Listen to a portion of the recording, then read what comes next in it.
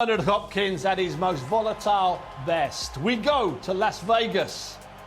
It's time to shut up Bernard Hopkins.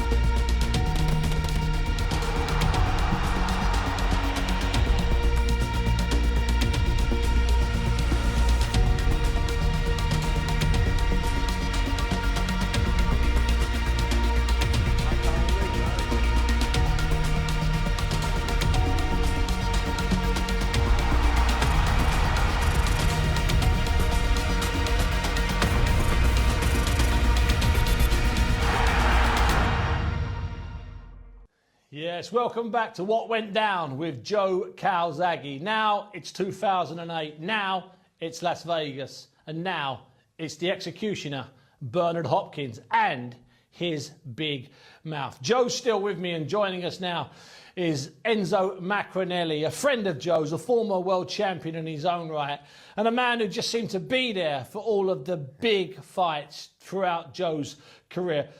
Enzo, I'm going to go to you first.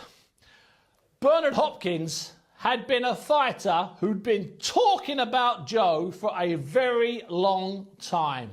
He always talked about Joe. I don't think he'd give Joe any sort of credit. I think he was that type of fighter where he had supreme confidence, and I think he just seen beating Joe as a formality, and I think he just wanted to do that. And ends in the build-up to this fight, after the Kessler fight, you know, it's a few months later, in the build-up to this fight, Joe's obviously moving up from super middle to light heavy, and you spent a lot of time with him. Had he changed? Was he as relaxed? Was he as focused? I'm going to ask you this personally. Did you have any fears about him going into this fight? Against Hopkins, no. You know, I could see, I had more fears from the Kessler fight. So I remember seeing Joe, I was at the weigh-in with Joe. We went in, I asked him how he was, and, you know, he poked his tongue out, and his tongue was white, he was dry. So I had a much more confident feeling of Joe going in against Hopkins. So going into the fight, you weren't looking at a guy that was just taking a payday in America. 100%. You know, he went to America and he fought Bernard Hopkins, and you heard about all this. Hopkins has passed his best and all that. What a load of rubbish. He'd just come off 2 big wins off Antonio Tarver and Ronald Winky Wright. And Joe, you know, he trained very hard. I trained with him throughout the camp. We ran together, we sparred together, and he was in great shape. Joe, were you feeling any different? Did you feel slightly different when you're in camp? Because, you know, at this point, Joe, you've established yourself as one of the greatest British boxers of all time. You're one of the top 3 or 4 fighters in the world. Did you still have that drive, that mad, crazy desire? Yes, I did, because what was missing was me stepping up to light heavyweight and going to America. I really wanted to go to the States, and to be honest, I wouldn't have been that happy if I never got the opportunity to prove myself in America against the best. And obviously the Hopkins fight was talked about for a while. So after Mikhail Kessler, me and Enzo and a few other boys, we bought our own tickets, our own cheap seats up in the gods, and to watch the Ricky Hatton against Floyd Mayweather fight. And that's where I went into the press room, and that infamous comment he made, which I was so happy about, and the fight was made. I think the fight was made right there. Because when he made that comment, he was arguing with you. He was like arguing and joking, and then he walked away, and he seemed to take a pause, and then he came back and he uttered the words, "I will never let a white boy beat me, never." And at that point, I could see the look on your face. It was like you went, "Yes, this fight's gonna happen now." Yeah, I was pretty stoked after that, to be honest, mate. It was brilliant. I wanted that fight. That's the fight I wanted above everything else. And to bump into him, to make them comments, obviously was good for me, because after that, everything went viral. It went crazy, and I think it was a natural fight to make. I was willing to go to the States. I wanted to go to the States, Vegas. I was looking forward to it. Yeah, so we signed the paper and we fought. And Enzo, you spent a lot of time in the ring and in the gym with Joe, and it seems to me that Bernard Hopkins made a fatal mistake. He thought the fact that Joe threw 1,000 punches each fight meant that gave Hopkins 1,000 chances to counter him. But it's not that simple to catch Joe, is it? No, it's not that simple. I sparred thousands of rounds with Joe. We had some great sparring. But with Hopkins, he's methodical with everything he does. He's meticulous. He probably studied Joe. He probably studied Joe's movements for certain fights. But what he didn't realise on the night was Joe adapted. And I think on the night, when Joe started realising he was finding it hard to catch Hopkins, he shortened his punches. He inched in a little bit closer. And I don't think Hopkins had that answer to that. We'll go through the fight in a moment with you, Enzo, and obviously with you, Joe, that monumental night at the Thomas & Mack in Las Vegas. But first, I want to speak to a man who shared a ring with you, Joe, but also is a boxing wizard, a man that can break down fights expertly. It's a delight and a pleasure to welcome former Commonwealth champion, Olympic bronze medalist and former WBC super middleweight champion of the world, Richie Woodall. Richie, thanks for joining us. I'm going to put this to you straight away, Rich. There was far more to Joe Calzaghe than just throwing loads of punches. Oh, yeah, there is a lot more to Joe. I think, like all great fighters, and Joe was a great fighter, and I mean that, he had that natural ability as well to avoid a shot. You know, he had a good chin, but he could avoid punches very well, and he did it very naturally. Being a southpaw as well can be very awkward. I think his greatest asset, though, was his ability to chop and change throughout a contest. And he was a great all-rounder, Joe was. He could box on the inside. I mean, before I fought him, he fought Omar Sheikha, and Sheikha actually come to him and really put it on Joe, but Joe just battled it out with him and knocked him out in about the 5th round. So we knew, me and my dad, we knew that we were in against a really formidable opponent because he was a good all-rounder. He could fight on the inside. He could box at range. He had a terrific chin, a very good engine, and his hands were extremely fast. So, yeah, but like I say, he had that natural ability just to avoid a punch as well, which all great fighters have, and he had that. That's something that goes beyond timing. So that night you got in the ring, Rich, you gave it everything you had when you challenged for that title. But Joe just seemed to have an answer and then finally got to you later in the fight. But that led to a bizarre friendship. You and your dad and Joe and his dad, you became a foursome, touring the clubs, doing talking engagements. Yeah, I think I read it somewhere that obviously the night we fought, it's the first all-British world title fight that's got a father and son in the corner, I believe. So, yeah, we became good friends. I was good friends with Joe before that anyway. I respected him, he respected me. Yeah. You know, one day we knew we'd probably meet, but that's just business. All boxers have split personalities, and Joe's no different. I'm no different. When we get in the ring, you've got a job to do. But we were friends out of the ring, and our fathers were, and both were no longer with us, sadly. But they were great guys, and we always talk about that time when the press conference to our contest that we had. We were coming back down the motorway from Sheffield, and we pulled in at a service station.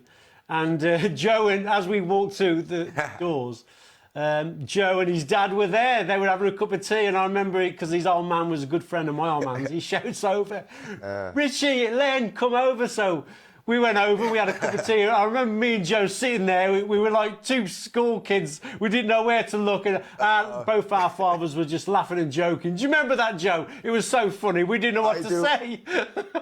Oh, it was so funny. Yeah, God bless my dad and Lenny, man. Great. Yeah, I remember it clearly. It was a little awkward.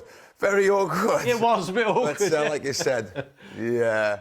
Richie, before we move on to the fight and watch the fight, I want to ask you, you also admire Hopkins, whether you like his style or not, you have to admire Hopkins. Oh, yeah. Were you concerned at this fight? Because bear in mind, it's Joe moving up to light heavyweight. Did you have some concerns before the first bell? You've got to have concerns when you're going against Bernard Hopkins. He is another one of those great fighters. He'd only been beaten in probably 3 or 4 times in 50-odd contests going into Joe Calzaghe's fight. So, listen, you know, he's on home soil. It was a big risk for Joe. First time he knew he had to conquer America, go to Vegas. Ricky Hatton had been over, and there had been thousands of British fans go over there. So yeah, it's a massive risk. Bernard Hopkins wasn't finished. He was still a very, very good fighter. But what impressed me about Joe leading into that contest was I watched him on every press conference. There was no fear in his eyes. And you know, from press conferences you can try to read your opponents, but if Hopkins was trying to read Joe Calzaghe, there was no fear there at all. He was smiling, he was joking, his eyes were set on Hopkins everywhere he went. He was ready for it. Richie Woodall, thank you so very much. A risk, a massive risk. After the break, we're going to be in Las Vegas. It's 2008. It's the Thomas & Mack. It's unbeaten Joe Calzaghe, and it's that man, B-Hop, Bernard Hopkins.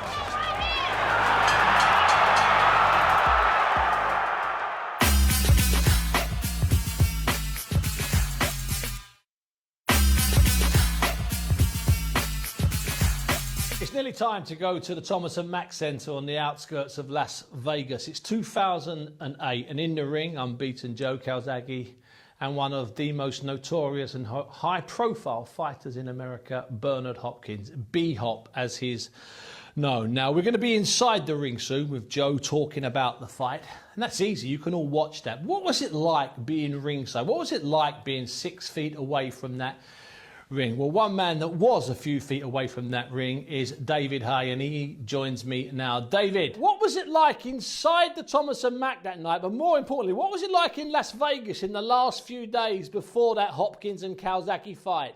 I've been to Las Vegas on many occasions, but on this one, it was the first time I'd been to a fight at the Planet Hollywood venue, and it was the most star-studded. I had literally Bruce Willis 2 seats down from me. You see me on there. I've got my shades on in when you watch the fight back. Arnold Schwarzenegger. I met Arnold Schwarzenegger, my hero, for the first time.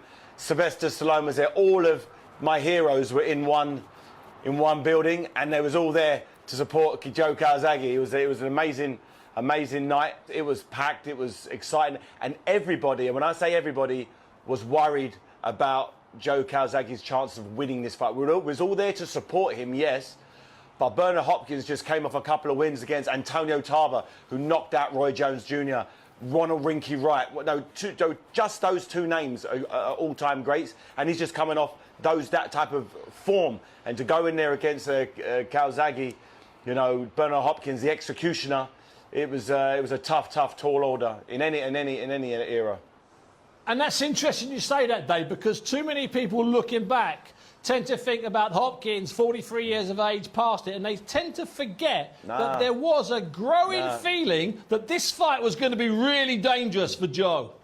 When you've beaten Antonio Tarver, southpaw, big, he was a heavyweight coming down to light heavyweight. He beat big guys. Ronald Rinky Wright, one of the best middleweights, light middleweights. His southpaw peekaboo style, one of the best ever. He beaten legends time and time again. And to then, you know, he beat Felix Trinidad. You know, this guy had been there. Oscar De La Hoya, though, his resume is one of the best ever at middleweight. It's ridiculous. If you just sit down and go through the names and the people he lost to, even there was all close, controversial fights. So for Joe Calzaghe to come off, you know, to pull off a victory on foreign soil, I was worried. I was there to support him, but I wasn't betting any money that Joe Calzaghe was going to win this fight, because I was a big Hopkins fan. But you know, Joe Calzaghe is an all-time great for a reason. Dave, listen, thanks very much indeed for not just setting the scene, but also for addressing 1 or 2 of the myths that are out there. David Hay, thanks very much for your time. It was a star-studded night. David Hay talked about it. The ring walks, the ring entrances, the songs. What a night. Joe, I put it to you, and Enzo's back with us. What a special occasion it was, walking out in Las Vegas. It was surreal, and obviously Tom Jones singing the national anthem as well. It was surreal, and the names, Arnold Schwarzenegger, Bruce Willis, you know, Sylvester Stallone. Amazing. I was a bit disappointed because I was actually in the changing rooms and we didn't come into the ring for the national anthem, so we still sounded really good. Had Tom come to see you in the changing room, Joe? Yeah, I hung out with Tom later on. We had a few beers afterwards with Catherine Zeta-Jones and obviously with Dad, Enzo Mack and my boys. It was nice, man. It was nice. A nice Welsh feel afterwards, you know, so it was pretty good, you know. It was quite surreal, and I remember after the fight, the Planet Hollywood where Sylvester Stallone shut the floor and then the little press conference, you know, they were just amazing memories, and it was definitely the best thing I did was go to the States. Obviously, it was a calculated risk, but it was a risk I was willing to take to chase greatness, man. Be the best. And Hopkins was a tough fighter, a very awkward fighter. And Enzo, it was a risk. You know, you heard David Hay there talking about how dangerous Hopkins still was. It was a risk. Even if you felt confident for Joe, it was a risk. Of course it was. You know, I've been a long admirer of Hopkins. You know, you've got to admire someone like Hopkins. You look at his record, Eccles, Keith Holmes, William Joppy, Felix Trinahan, Oscar De La Hoya. And what he does, he takes your best weapon away from you and he punishes you. And, you know, it was the first time Joe was boxed away from home. You know, we knew he'd still have the crowd. I knew there was going to be a lot of people coming over to see him. But, you know, it was a calculated risk, like Joe said. It seems to me, though, Joe, from talking to Hopkins over a 6-week period in London and also in Philadelphia and also in Vegas itself, he felt that you could only fight one way going forward. Okay, well, yeah. Well, is that what he thought? Is that what he thought? Well, one thing I want to point. See the execution. He hasn't got his mask on. Now, this is a point. Now, in the build-up, he tried to get into my head, and he said a few words at the weigh-in, and I said, "What the hell?" And I looked at him, and he walked away, and he didn't wear his hood. Now, I took that as an advantage because he tries to intimidate, and he's a bit of a bully. He's a great fighter, but he tries to get in your head. With me, I was very confident, and I'll be honest with you, I was carrying 2 injuries in that fight. So the preparation wasn't 100%. I felt confident going into the fight. Like I said, I was a bit stronger because I didn't have to lose so much weight, but obviously going to the States, you know, it took a little while to sort of acclimatize, you know, to get used to the time zone. So yeah, it wasn't comfortable. It was quite uncomfortable. There's the tale of the tape. He's 43, you're 36, Joe. 48 wins for him, 4 defeats and a draw. You're 44-0. It's unblemished. Let's get to the fight. We're at the Thomas and Mack. Joe, how big did he look? Let's take up the first round. Talk me through it, but how big did he look? I wouldn't say any bigger than Kessler, for instance. Kessler's a big super middleweight, and I was a big middleweight. Maybe I should have went to light heavyweight a long time ago. But yeah, I didn't think he was that much bigger than me, to be honest. Like I said, I was aggressive. I've done this in my last few fights, too aggressive. And yeah, and Hopkins waited for me. And he catches me with a nice ping of the right hand early on.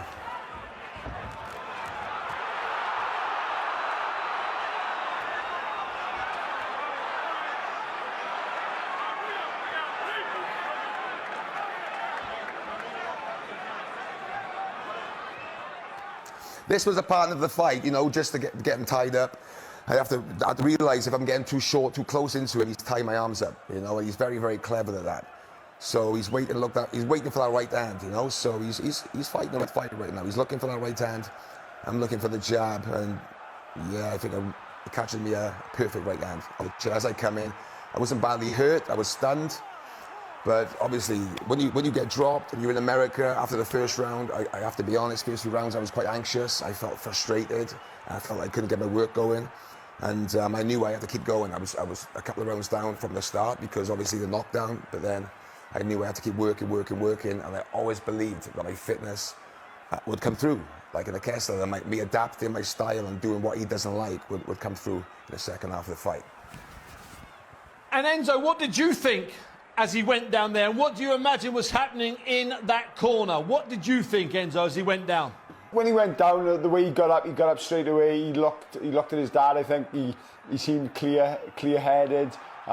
It was just a case of Hopkins. I think he always sort of lunges in to look to grab, and I think he went to grab with his left hand. So Joe obviously thought he was going to grab, and he just sneaked that little short right hand, which I think caught Joe a bit square. I think he went a bit square on.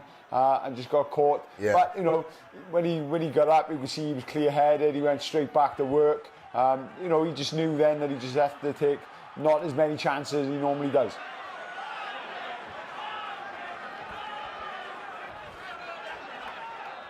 It's already in this round, Joe. He's setting the pattern for the fight. Hit and hold, as Enzo was talking there. Hit and hold. But was he slightly more elusive than you imagined he would be? Yes, he was very, very crafty, very cagey. Very early on, his footwork was good. He was fighting the perfect fight, you know, against the southpaw, against my style. To be honest, my last couple of fights, you know, rushing forward, you know, I think I was a bit too excited, like I was in my last fight against the Kessler. I was a little bit too excited, so, you know, I'm thinking to myself, I need to start working, you know. And to be honest, I went back in the corner and I wasn't too happy. I got dropped and felt frustrated, and I knew it was going to be a tough night and a very frustrating night, to say the least. So when you get back into the corner, what did Enzo say to you, Joe, at the end of the first? Well, take away the expletives. He gave me a couple of, you know, just read me the right act, like he always did. You know, I think you got that minute. When you have that minute, you know you made a mistake. It's not, you don't need to change anything. You need a little slap to say, you know, take your time. Take your time, use the jab, and don't be so careless. And Enzo, we're going to skip now from the end of the first round to the start of round 4. And what Joe's doing is he's starting to establish his boxing. He's more than that, he's starting to relax. Was that the fight that you expected? Joe just doing what Joe does best? Yeah, I did. And, you know, when you watch Joe, he's at his most vulnerable when he got his, strangely enough, he's at his most vulnerable when his hands are up by his chin, and he's too stiff, he's too rigid. As soon as he drops his hands, you know he's comfortable. He got good upper body movement, and he's relaxed. And I think he's sussed, come the 4th round, I think he started to suss where the distance was. I think he got that a little bit closer before throwing shots, because a lot of time he was overreaching, and Hopkins is a wily character that he is, and, you know, he's been on the game. He would just dip to his right or dip to his left and make Joe go over the top and, you know, grab him and rough him up.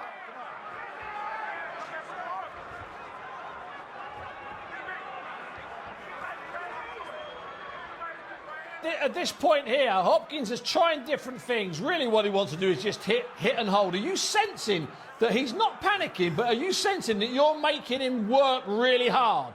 Yes, definitely. I can see that he was getting a little bit tired already here. And what it was the frustration of him grabbing me on the inside. Very clever. As you can see, he's grabbing me. He's hit me a little low shot after the break. As you see, Joe Cortez warned him a few times. And you can see on my face, I'm just very frustrated at the moment. Look, you can see I'm frustrated. I want to work. I want to go to town and work, but I have to sort of just, you know, realize it's going to be a frustrating night. I have to keep my patience a bit.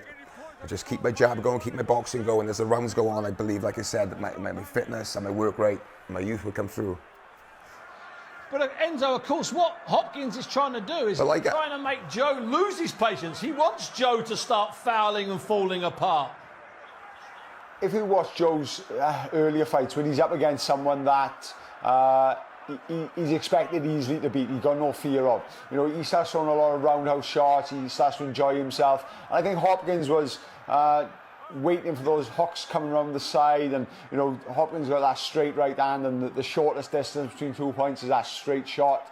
And I think he was expecting that. But when Joe's mind is on it, when he's focused, when he's got something to think about, he starts popping shots down the middle. He still throws those roundhouses to the body, but the shots mainly to the head come straight down the centre. And I think with Hopkins, how meticulous he is, he's studied Joe, he's watched Joe. But on the night, Joe adapted, Joe changes his style, and I think Hopkins struggled to deal with that, as good as he is.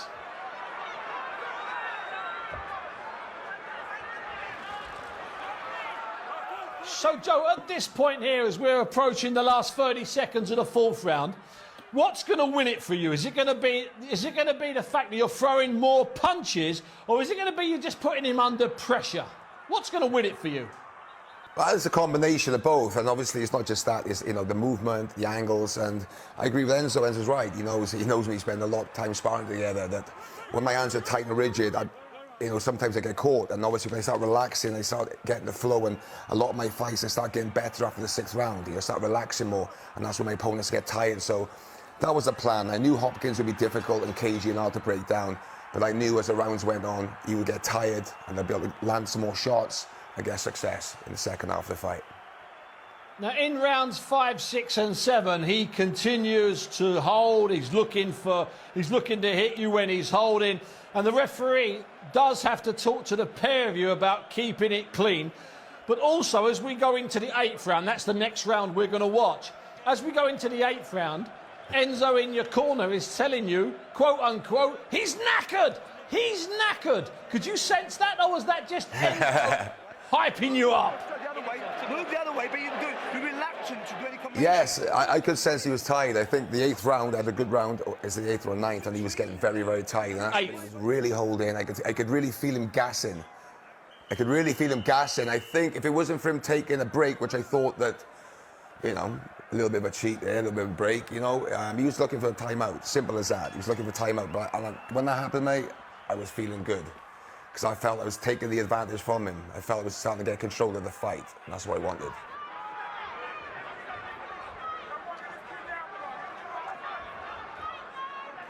And Enzo, against a fighter like Hopkins, who has to control what you're doing, making you do what he wants you to do, Joe is absolutely blowing his mind because he's not following any of Hopkins' rules. No, he's not, and you know, he's a good counter-puncher, Hopkins. He's a brilliant counter-puncher, and you know, Joe just kept that distance. He was throwing 3s and 4s. It's really hard to counter a counter-punch, hard to counter a guy who throws a lot of flurries, in and out movements. And that fight showed people how Enzo Calzaghe was a very underrated strategic trainer. He changed Joe during that fight. But then you look at Hopkins' corner, and he had the great Freddie Roach. Freddie Roach is telling Hopkins to walk Joe down. Hopkins doesn't walk people down. He doesn't do that. He relies on them coming towards him. So I think Enzo showed that night what a good strategic trainer he is as well.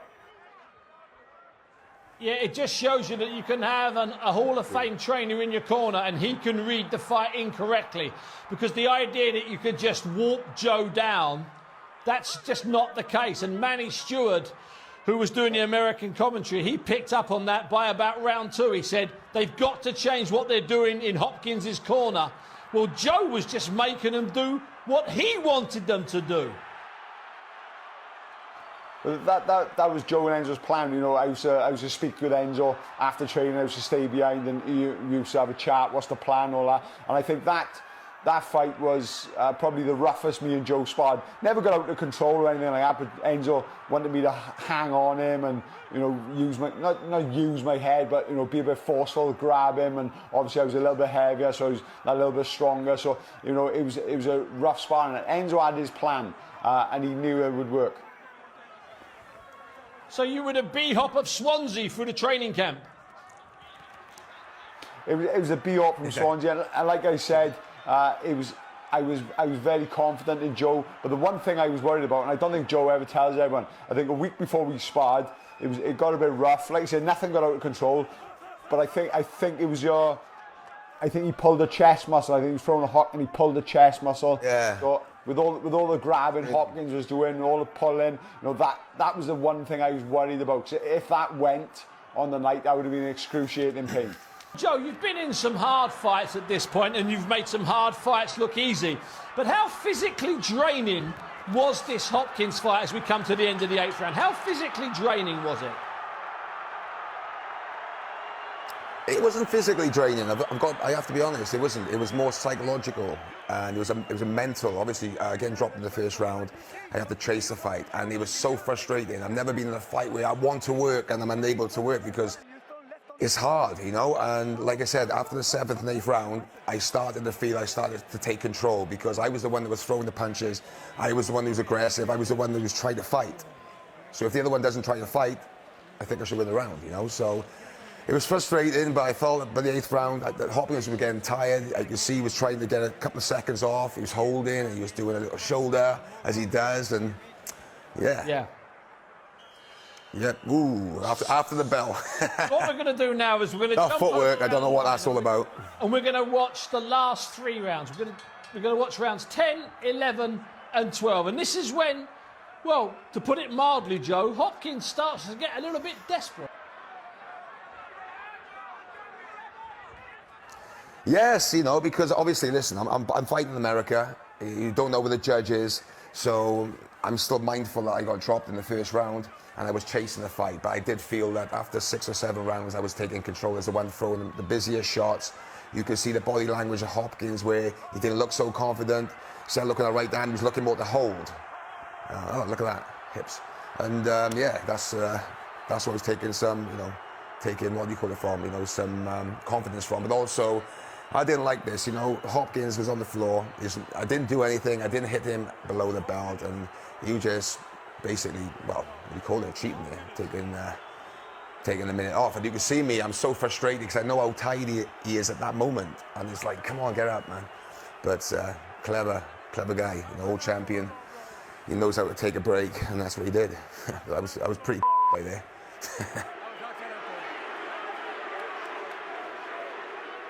And Joe, you did absolutely nothing then to make him go down, did you? Absolutely nothing. No, so that's not even a punch. I'm just basically turning him. And as you can see, okay, the hip movement. And yeah, so that was frustrating for me, but I took heart from that, you know, because I knew he was tired, and all I kept saying, old Dad kept saying, Enzo and the boys come forward, work, and I knew I had him. I just felt I needed to win all the rounds to make this sure. I felt that you can see now I'm going, the crowd are on my side, I'm feeling good, and just can't wait to get back in and fight.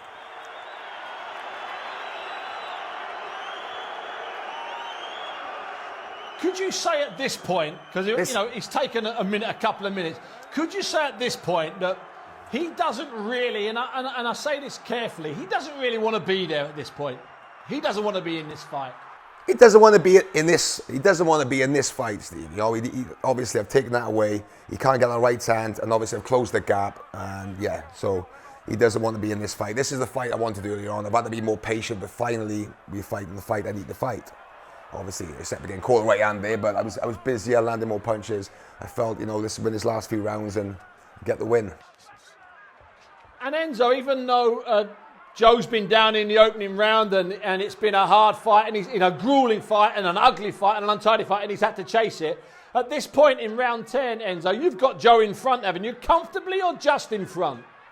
Yeah, comfortably. You know, I think when you're watching the fight, you know, Hopkins landed 2 or 3 good shots per round, but he got Joe dictated where the fight took place. He threw the more shots, he landed the more shots, he made Hopkins miss a lot more. And you know, I was confident with the low blow. The so-called low blow. I didn't actually see it. I was at the point I was being threatened to be ejected from the arena because I was arguing with a couple of Hopkins entourage. It was four them and one of me, but I won't backing down, Steve. Yeah, in fact, if I'm not mistaken, that was your theme tune. You were never going to back down. It was quite volatile at ringside, wasn't it? It was turning a bit tasty at ringside, Enzo. Yeah, it was, and it was a couple of Hopkins entourage, some hip hop stars or rap stars. They were saying some bad things, and obviously I had Joe's kids corner and Joe sitting next to me, and you know, I took a bit of offence to some of the things they were saying, and you know, it started to get a bit thing at ringside. I think the majority of Hopkins fans thought this was going to be an easy night for Hopkins. I think they'd seen halfway through how worried they were.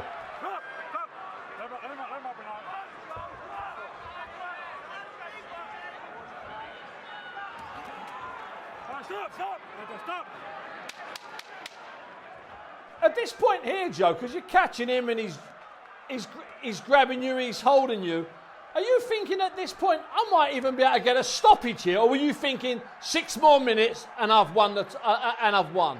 Yeah, you know, like I said, I'm fighting in America. Obviously, you don't know what the judge is. So me personally, I'm still going for it. I'm still trying to wear him down. And yeah, I'm thinking that I could possibly stop him because I could really feel him gassing. You know, I could really feel him gassing and getting tired and breathing heavily. He wasn't as strong. So yes, I was just going for it. I was just throwing as many punches as I can and just trying to keep busy, win the next 2 rounds to win the fight.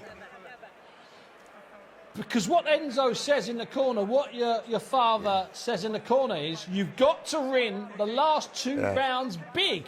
And I was amazed watching that again after all these years, because I thought you were about 5 rounds clear. But Enzo was saying that, oh, was that just great Enzo? Just sending you out? Yes, that's just...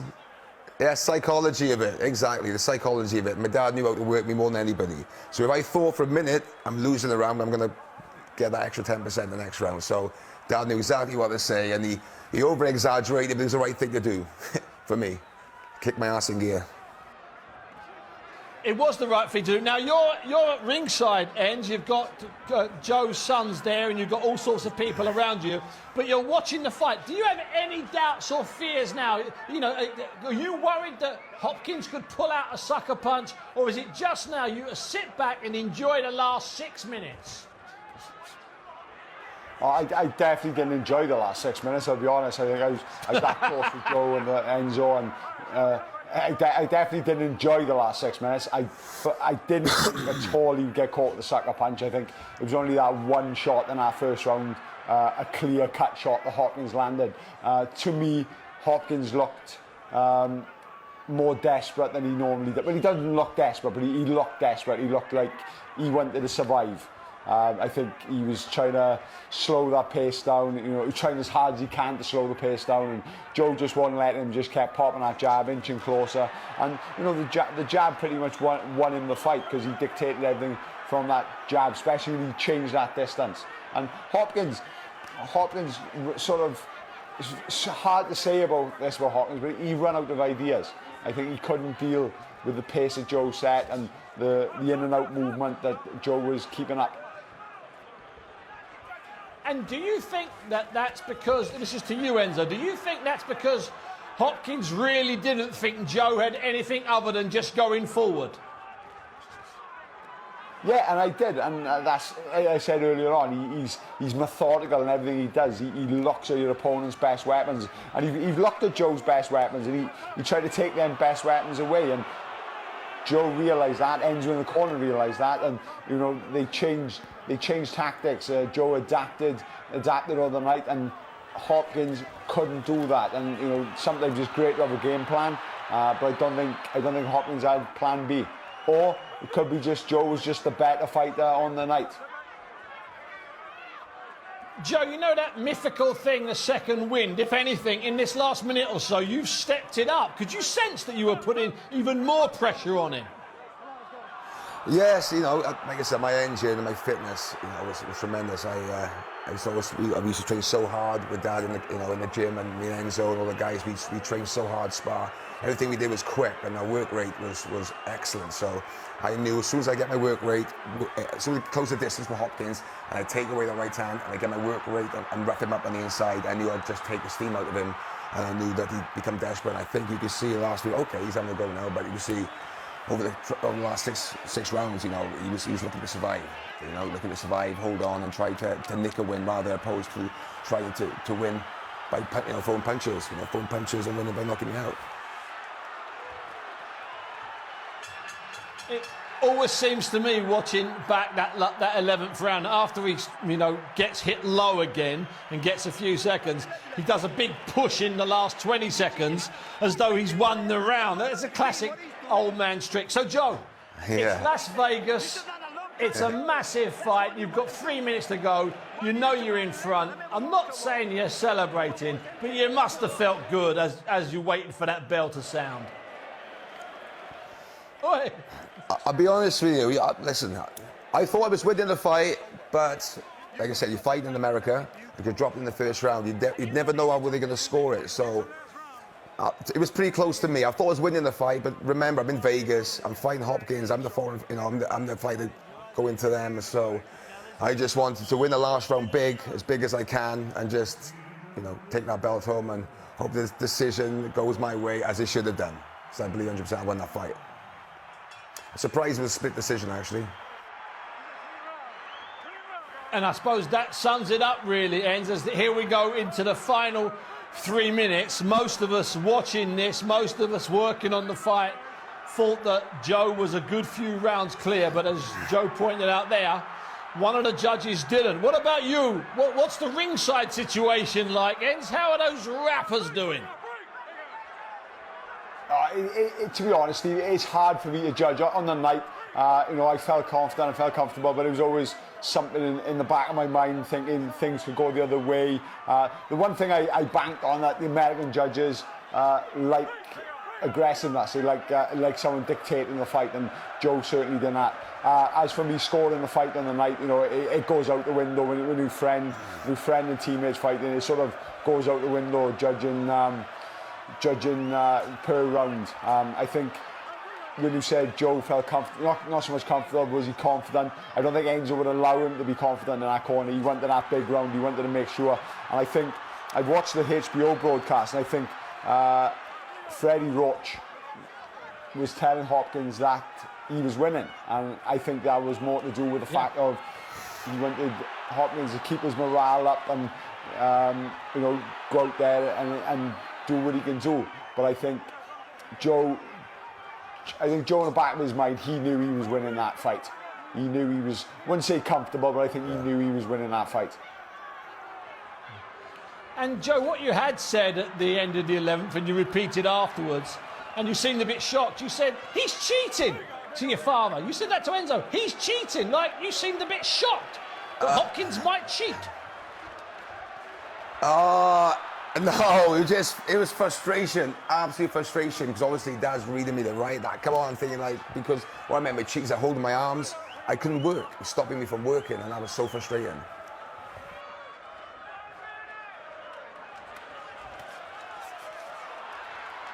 You're getting close to the end here.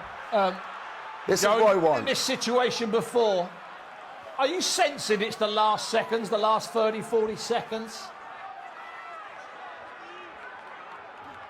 Yes, because in the gym when we trained, I always had a clock in my head. I always know when it was the last 30 seconds, so I always tried to finish around big. It's the last round, 12th round, so I'm just trying to give it everything. But even you can see at the end, Hopkins is still trying to hold, trying to move around.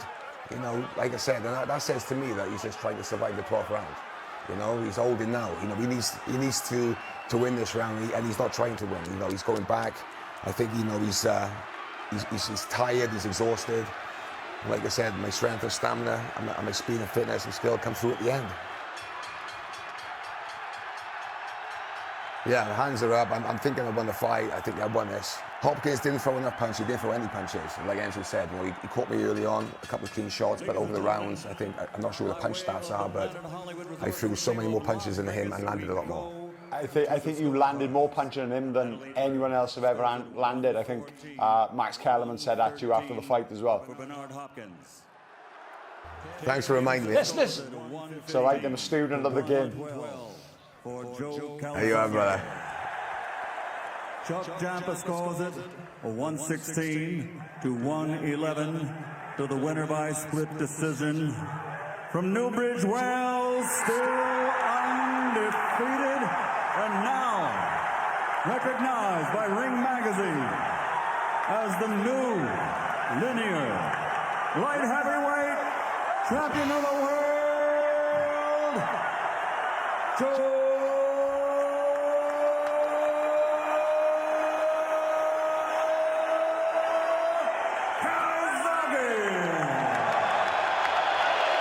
Well, that was a fight with two different endings. You saw Hopkins and his people shocked and dismayed, and you saw your look, but that's nothing in the ring. Look at you now on your sofa there. Look at that grin on your face. Oh, you look like the happiest boy in all of Wales right now, Joe. Yeah, it's nice. It's nice to look back at these fights and obviously, speak to opponents, ex-opponents, and obviously seeing Enzo talking, bringing back amazing memories, When you're retired, time goes fast, and it's nice to look back and think, hey, I done that, And with my father Enzo, I miss him terribly, and it was a tremendous time. With Enzo, world champion, other world champions in the gym, Gavin Rees, it was a tremendous time. I'm going to come to you now, Enz. First of all, we've just mentioned there Enzo Calzaghe. We all miss him. How influential? Because he didn't always get the credit, Enzo, in the corner. How influential was he in making the man that you call your friend Joe Calzaghe the great fighter he is? Well, he is the main man. You know, the man has come from nothing, nothing in a boxing background, and you know, I think he read books up on how to teach Joe, and then he just developed his own style. And Enzo was a big believer in old school training. Once you were fit, you could learn other things, and you know, there was one thing about us in that camp: no one out were fitter than us. And sometimes I got the impression when I was around Enzo, and this is to the pair of you, you can answer it first, Joe. Sometimes I got the impression he didn't care what people thought about him. And then other times he seemed to get really angry. Were you glad in the end, Joe, 2007, when he won the BBC Sports Personality Trainer of the Year, were you glad that people changed their opinion of your father as a coach? 1 world champion, 2 world champion, 3 world champions, also Nathan Cleverly, you know. It's not a coincidence, that we've been so good together. We had this tremendous. It was like a team. We were like a team in the gym, and like I said, Dad knew what to say at the right time, especially to me. And yeah, technically, he knew things. And in certain fights, like the Hopkins fight that Enzo said, that he adapted. And you know, you're looking at his coach, top coach, Hall of Fame coach Freddie Roach, and you know, he gave him the opposite instructions. So my instructions were the right instructions. So, you know, like I said, tremendous. You know, I was always in tremendous shape. And it was installed me at a young age, always trained like a challenger. And that stayed with me right through my career. Always trained just like a challenger. And the final word in this section to you, Ens. Try and sum up in about 20 or 30 words or 10 or 15 seconds what Joe Calzaghe means, not just to you, but to British boxing. He's one of the best Brits that's ever walked this earth and ever stepped into this ring. You know, he's probably been more appreciated now that he's retired than when he was fighting. And I think people realise now how good the man was. Brilliant fighter, a brilliant person, and a brilliant friend. Thank you, Enzo. That is absolutely perfect. Joe's still smiling, still happy. Enzo, thanks so much for joining us tonight to go through that fight and for all of the other bits. Welcome, Steve. We'll speak to you again soon. Enzo Macronelli, thank you very much. Joe, don't go anywhere, because still to come, we're going to look back and look forward to what is and what was a truly remarkable boxing career.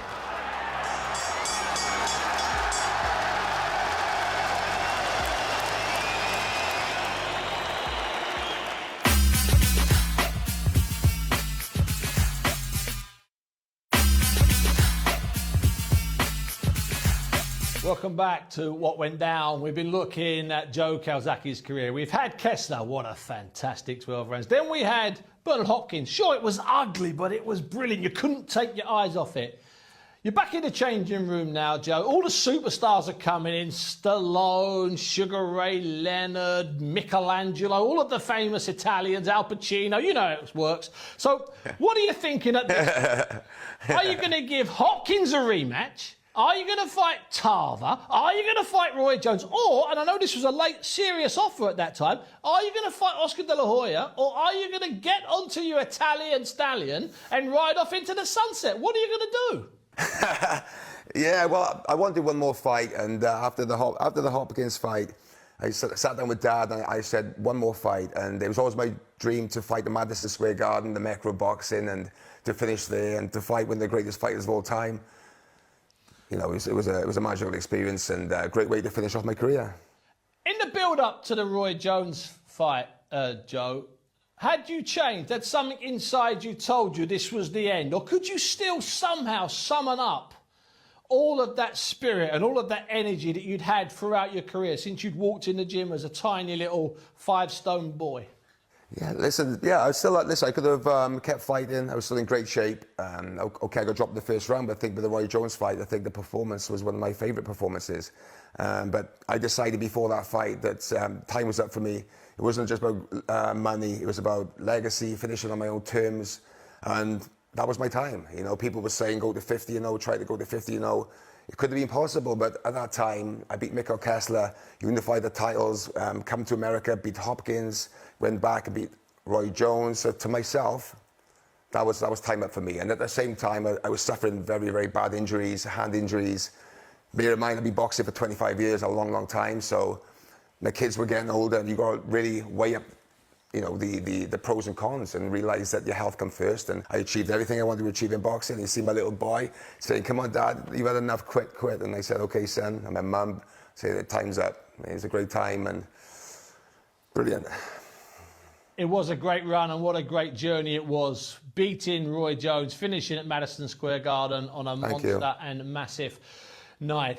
It certainly had an impact. Now I'm going to introduce a man now, Joe, who I know followed your career. He's a BAFTA award-winning director, and he's also not a bad actor, to say the least. But more than that, forget all of those things. They don't really count. He's a boxing fan, and a proper one. Paddy Considine joins us. Paddy, thanks so much for taking time to sit with us. We've just sat through the Kessler fight. We've just sat through the Bernard Hopkins fight. What are your Joe Calzaghe boxing memories? There's quite a few, to be honest. I mean, the first fight was the fight against Chris Eubank that really just, where Joe proved to the world just the amount of tenacity he had. And the opening round, when he dropped Eubank, I mean, it wasn't easy. Eubank wasn't a guy who got dropped. So I thought it might be a quick finish there. But to hang in there the way he did with Eubank, who promised him hell and gave it him, just to see him come through that baptism of fire was a real great moment for me. But I think ultimately, for me, of all the performances, and there was many great ones from Joe, I think that the night he fought Jeff Lacey was a beautiful night. It was just an incredible night, because I think every now and again something happens to athletes and special gifted people like Joe. He'd been trying and trying, you know, he'd won the world title and he was going under the radar a little bit, not getting the respect, not getting the fights, disappointments, you know, hand injuries, all that kind of stuff. And to think that he was on the verge of pulling out against Jeff Lacey, or he wanted to, you know, just find an excuse and get out and not face him. And then to go in the ring and produce what he did that night, it felt like everything just came together for Joe. All that potential, everything about him just came together. But that was one of the great things about Joe as well, was like his ability to be able to adjust. He could fight on the back foot. He could come forward.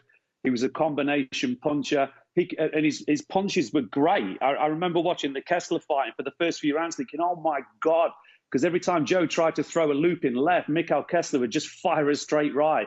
And he looked in trouble. He took some really bad uppercuts. And I was in this bar in Toronto watching it with a load of strangers just going, oh, my God. But he did what he always does. He goes and makes those adjustments. The competitor came out. The boxing skills came out. And that's why I think he was the best of his generation. It just was always managed to find a way to win, always managed to find an adjustment. And how do you deal with that?